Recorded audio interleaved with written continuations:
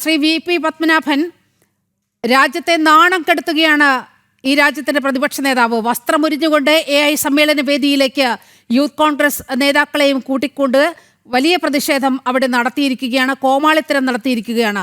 എങ്ങനെയാണ് അങ്ങ് പ്രതികരിക്കുന്നത്? യൂത്ത് കോൺഗ്രസ് ഒരു നാണം കെട്ട സംഘടനയല്ലേ?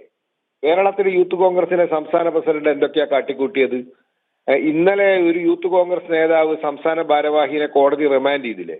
അപ്പൊ യൂത്ത് കോൺഗ്രസ് കേരളത്തിൽ മാത്രമല്ല അഖിലേന്ത്യാ തലത്തിലും നാണം കെട്ട ഒരു സംഘടനയാണ്. രാജ്യത്തിന്റെ യശസ് ഉയർത്തിപ്പിടിക്കുന്ന ലോകത്തെ ആദ്യത്തെ AI സമ്മിറ്റ്, വേൾഡ് സമ്മിറ്റ് നടക്കുകയാണ്.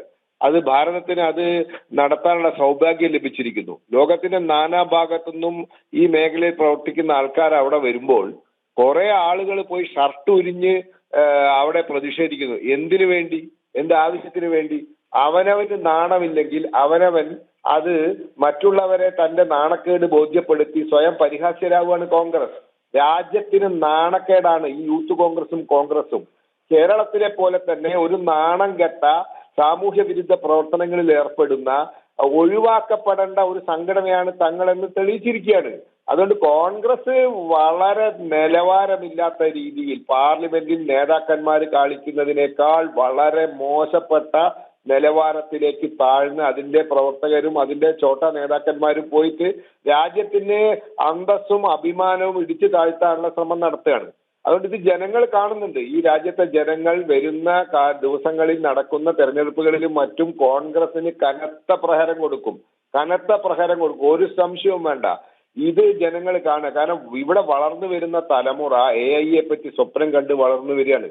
കാരണം IT മേഖലയിൽ എങ്ങനെയാണോ ഇന്ത്യക്ക് അടൽ ബിഹാരി വാജ്പേയിയുടെ കാലഘട്ടത്തിൽ 90കളിൽ വലിയ മുന്നേറ്റം നടത്താൻ സാധിച്ചത്, അതുപോലെ മോഡിജിയുടെ കാലത്ത് AI മേഖലയിൽ ഭാരതത്തിലെ ചെറുപ്പക്കാർക്ക് നാളെ ആ മേഖലയിൽ മുന്നേറ്റം നടത്തണം, ആ മേഖല കീഴടക്കണം.